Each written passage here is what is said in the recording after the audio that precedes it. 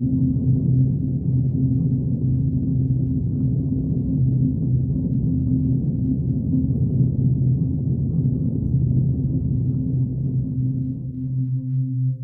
is the Earth, as it looked 90 million years ago.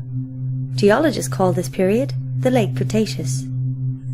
It was a time of extreme global warming, when dinosaurs still ruled the planet. They went about their lives secure in their place at the top of the food chain, oblivious to the changes taking place around them. The continents were drifting apart, opening huge rifts in the Earth's crust. They flooded, becoming seas. Algae thrived in the extreme heat, poisoning the water. They died and fell in their trillions to the bottom of the rifts. Rivers washed sediment into the seas, until the organic remains of the algae were buried. As the pressure grew, so did the heat, until a chemical reaction transformed the organics into hydrocarbon fossil fuels, oil, and natural gas. A similar process occurred on land, which produced coal. It took nature about 5 million years to create the fossil fuels that the world consumes in 1 year. The modern way of life is dependent on this fossilized sunlight. Before you can pump oil, you have to discover it. At first it was easy to find and cheap to extract. The first great American oil field was Spindletop, discovered in 1900. Many more followed. Geologists scoured America. They found enormous deposits of oil, natural gas, and coal. America produced more oil than any other country, enabling it to become an industrial superpower. Once an oil well starts producing oil, it's only a matter of time before it enters a decline. In the 1950s, Shell geophysicist M. King Hubbard predicted that America's oil production would peak in 1970, 40 years after the peak of US oil discovery. Few believed him. However, in 1970, American oil production peaked and entered a permanent decline. Hubbard was vindicated. From this point on, America would depend increasingly on imported oil. This made her vulnerable to supply disruptions and contributed to the economic mayhem of the 1973 and 1979 oil shocks. 54 of the 65 major oil-producing nations have already peaked in production. Many of the others are expected to follow in the near future. The world will need to bring the equivalent of a new Saudi Arabia into production every 3 years to make up for declining output in existing oil fields. In the 1960s, 6 barrels of oil were found for every one that was used. 4 decades later, the world consumes between 3 and 6 barrels of oil for every one that it finds. Modern cities are fossil fuel dependent. Even roads are made from asphalt, a petroleum product, as are the roofs of many homes. Large areas would be uninhabitable without heating in the winter or air conditioning in the summer. Suburban sprawl encourages people to drive many miles to work, school, and stores. Major cities have been zoned with residential and commercial areas placed far apart, forcing people to drive. Suburbia and many communities were designed on the assumption of plentiful oil and energy. Chemicals derived from fossil fuels, or petrochemicals, are essential in the manufacture of countless products. The modern system of agriculture is heavily dependent on fossil fuels, as are hospitals, aviation, water distribution systems, and the US military, which alone uses about 140 million barrels of oil a year. Fossil fuels are also essential for the creation of plastics and polymers, key ingredients in computers, entertainment devices, and clothing. The global economy currently depends on endless growth, demanding an increasing supply of cheap energy. We are so dependent on oil and other fossil fuels that even a small disruption in supply may have far-reaching effects on every aspect of our lives. Cambio climático. ¿Qué es el cambio climático?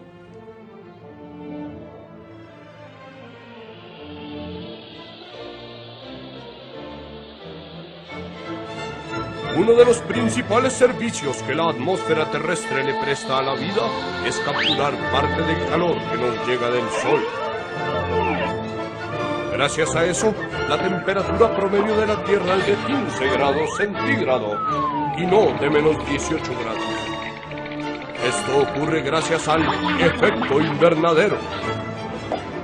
La atmósfera mantiene esta temperatura ideal del planeta gracias a los llamados gases de efecto invernadero, como lo son el gas carbónico, el metano y el vapor de agua.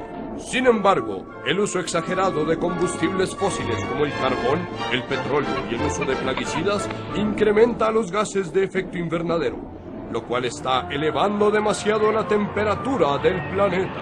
A eso nos referimos cuando hablamos de calentamiento global.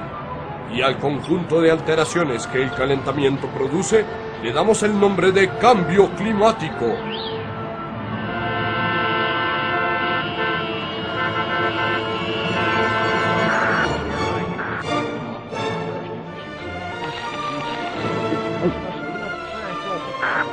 La elevación de la temperatura puede ser de apenas una fracción de grado cada 10 años. Pero eso es suficiente para causar grandes alteraciones al clima y problemas en la salud de la Tierra. El cambio climático es una consecuencia directa de la manera como estamos llevando a cabo el desarrollo. América Latina aporta el 6% del total de emisiones de gases de efecto invernadero, así como Colombia aporta solo el 0,35%. Los mayores emisores son los llamados a sí mismos países desarrollados. Pero nosotros, tristes campeones de la deforestación y las quemas, no solamente emitimos gases de efecto invernadero, sino que destruimos las selvas y los páramos y en general la piel de la Tierra. Y todo el planeta está sufriendo sus consecuencias.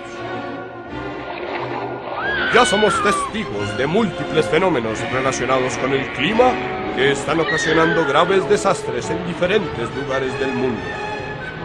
No todos estos fenómenos están relacionados con el cambio climático, pero son una muestra de lo que va a ocurrir en el futuro.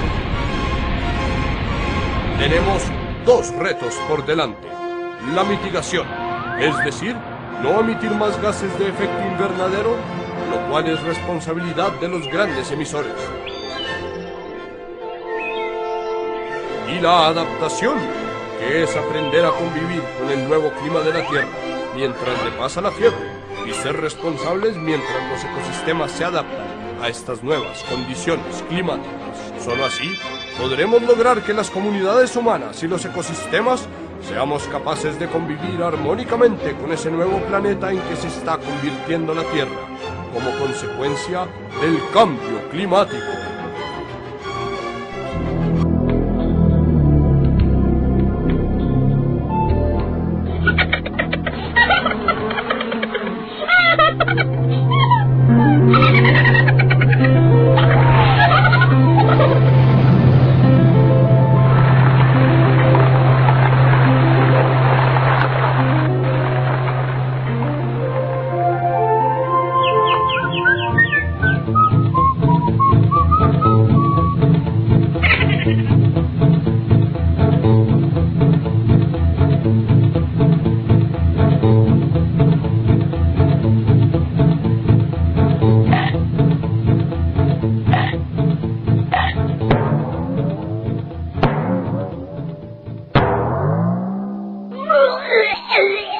La lluvia ácida se puede definir como la mezcla del agua de lluvia con la contaminación ambiental o polución del aire. Se trata de un fenómeno atmosférico que supone serios problemas para el planeta, tanto para toda la naturaleza como para las infraestructuras artificiales construidas por el hombre. A continuación te lo explicamos todo sobre la lluvia ácida. Consecuencias. Al combinarse con la humedad ambiental, estas sustancias se precipitan en forma de lluvia ácida, cayendo sobre la tierra, el agua, los bosques, los edificios, etc., dañándolo todo, debido a su acidez. Por tanto, la lluvia ácida deteriora el medio ambiente. Efectos. Entre los efectos y las consecuencias de la lluvia ácida encontramos lo siguiente. Acidificación de las aguas terrestres, como los ríos, lagos, mares y océanos. Daños importantes en la vegetación, en zonas forestales, selváticas, etc., de forma directa e indirecta. Reducir el nitrógeno ambiental. Y por último, la lluvia ácida también daña y deteriora la superficie de los materiales, es decir, tiene un efecto corrosivo sobre los materiales como la madera, la piedra y el plástico, entre otros. ¿Qué medidas se pueden tomar para disminuir la lluvia ácida? Reducir al máximo los niveles de azufre y nitrógeno en las emisiones de las fábricas, calefacciones, vehículos, etc., pasando a utilizar nuevas tecnologías que ayuden a controlar estas emisiones y usando cada vez más energías renovables. Instalar en los vehículos un convertidor catalítico de 3 vías que ayuda a reducir las emisiones nocivas. Reducir el consumo de electricidad en el hogar, por ejemplo, no dejarse las luces encendidas o no usar calefactores. Y también reducir el uso de sustancias químicas en los cultivos. ¡Ay! ¿Para qué me molesto? Queridos Timmy Moby, ¿cómo se produce energía con un átomo? Firma Enrique. Bien, todos los átomos tienen energía concentrada en su núcleo. El truco es encontrar una manera segura de hacer salir esa energía. Mediante un proceso llamado fisión nuclear, los núcleos de los átomos se dividen y se libera energía. No cualquier átomo sirve para el proceso de la fisión nuclear. Las plantas nucleares usan un elemento llamado uranio como combustible, porque su núcleo se divide fácilmente. El mineral de uranio se extrae de la tierra y se coloca en tubos metálicos llamados varillas de combustible. Estas varillas se sumergen en tanques de agua dentro del reactor nuclear. Los neutrones que emite el uranio dividen los núcleos de otros átomos a su alrededor, provocando una cadena controlada de reacciones que generan muchísimo calor. Esa energía calorífica convierte el agua en vapor. El vapor hace girar las turbinas de los generadores que producen electricidad. Bueno, Moby, porque no es tan sencillo. La energía nuclear parece una gran alternativa a nuestros combustibles fósiles que se están acabando. Sin embargo, la energía nuclear produce desechos nucleares que son altamente radioactivos que se quedan en el ambiente durante miles de años. Estos desechos nucleares son nocivos para las plantas, los animales y los humanos. En un futuro, los avances tecnológicos podrán diseñar formas inofensivas de crear energía que no dañen la salud. Correcto. Por ejemplo, algunos científicos están trabajando en perfeccionar un método de fusión nuclear, es decir, la combinación de partículas atómicas que produciría energía y átomos inofensivos de helio. Pero también están trabajando en descubrir maneras para aprovechar la energía de fuentes seguras y renovables, como el sol. ¿Qué haces? No puedes dividir un átomo cortando una papa, ¿eh? Al menos espero que no puedas. La central nuclear de Chernóbil está situada a 16 kilómetros de la frontera entre Ucrania y de Bielorrusia y a 110 kilómetros al norte de Kiev. Esta central está situada a 14,5 kilómetros al noroeste de la ciudad actual de Chernóbil, pero la ciudad y la planta no estaban directamente relacionadas. Al mismo tiempo que se construía la planta, se construyó la ciudad de Pripyat para los trabajadores de dicha central el 4 de febrero de 1970 a unos 4,7 kilómetros. Esta ciudad llegó a albergar a casi 50.000 personas antes de su evacuación. A la 1:23 de la mañana del sábado 26 de abril de 1986 estalló el cuarto reactor de la central nuclear de Chernóbil. El motivo que desencadenó el accidente fue la realización de una prueba programada para el 25 de abril bajo la dirección de las oficinas centrales de Moscú. Esta prueba tenía la intención de aumentar la seguridad del reactor. A la 1 de la madrugada del día 25 de abril, los ingenieros iniciaron la entrada de las barras del control en el núcleo del reactor con el objetivo de reducir su potencia. Hacia las 23 horas, se habían ajustado los monitores a los niveles más bajos de potencia, pero el operador se olvidó de reprogramar el ordenador para que se mantuviera la potencia entre 700 megavatios y 1000 megavatios térmicos. Por este motivo, la potencia descendió al nivel peligroso de 30 megavatios. Con un nivel tan bajo, los sistemas automáticos pueden detener el reactor debido a su peligrosidad, y por esta razón los operadores desconectaron el sistema de regulación de la potencia, el sistema de emergencia refrigerante del núcleo y otros sistemas de protección cuando el sistema estaba a punto de apagar el reactor nuclear. Con 30 megavatios comienza el envenenamiento por xenón. Al darse cuenta, se extrajeron las barras de control con el fin de evitarlo, aumentando la potencia del reactor nuclear. Los operadores retiraron manualmente demasiadas barras de control. El núcleo del reactor disponía de 170 barras. Las reglas de seguridad exigían que hubiera siempre un mínimo de 30 barras bajadas, y en esta ocasión dejaron solamente 8. Dado que los sistemas de seguridad de la planta quedaron inutilizados y se habían extraído casi todas las barras de control, el reactor de la central quedó en condiciones de operación inestable y extremadamente insegura. En este momento, tuvo lugar un brusco incremento de potencia que los operadores no detectaron a tiempo. Cuando quisieron bajar de nuevo las barras de control, estas no respondieron debido a que posiblemente ya estaban deformadas por el calor y las desconectaron para permitirles caer por gravedad. Finalmente, el combustible nuclear se desintegró y salió de las vainas, entrando en contacto con el agua empleada para refrigerar el núcleo del reactor.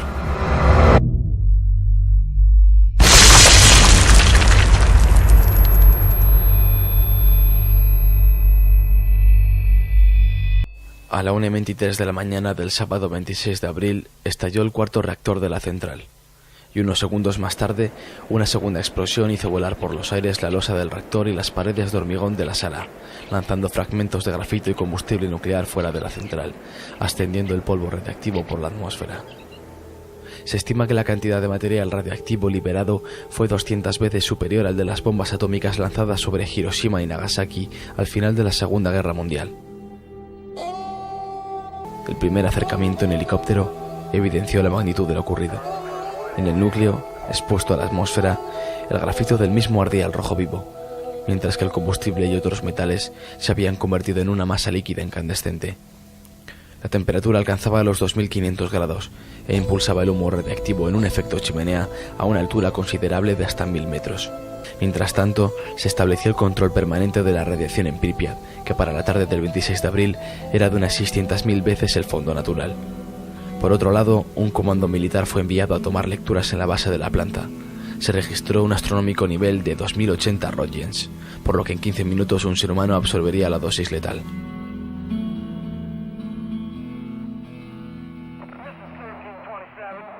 Al mismo tiempo, los responsables de la región comenzaron a preparar la evacuación de la ciudad de Pripyat y de un radio de 10 kilómetros alrededor de la planta. Esta primera evacuación comenzó de forma masiva 36 horas después del accidente y tardó 3 horas en ser concluida. La evacuación de Chernóbil y de un radio de 30 kilómetros no se llevó a cabo sino hasta el 2 de mayo. Para entonces ya había más de 1000 afectados por lesiones agudas producidas por la radiación.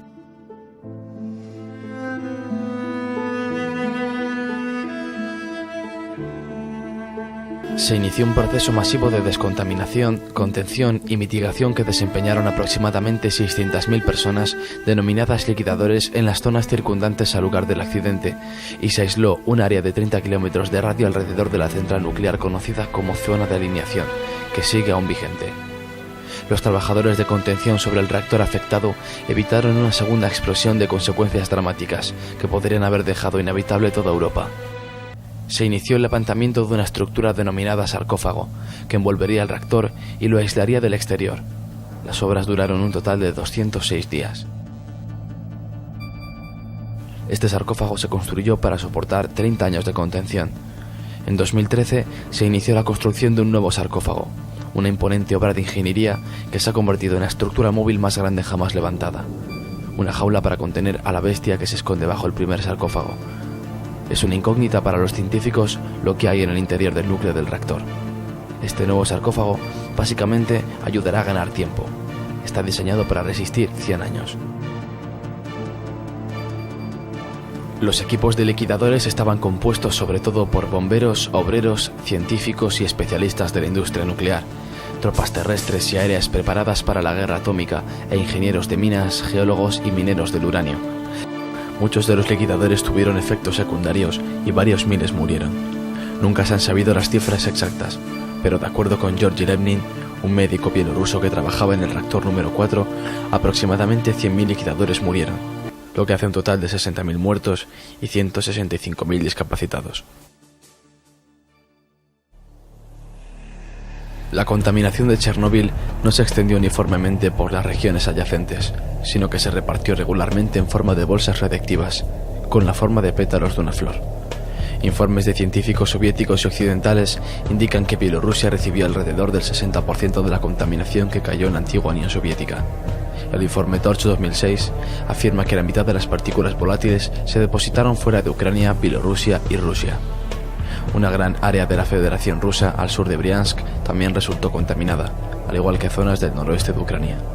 Algunos científicos temen que la radiactividad afectará a las poblaciones locales durante varias generaciones, la cual se cree que no se extinguirá hasta pasados 300.000 años.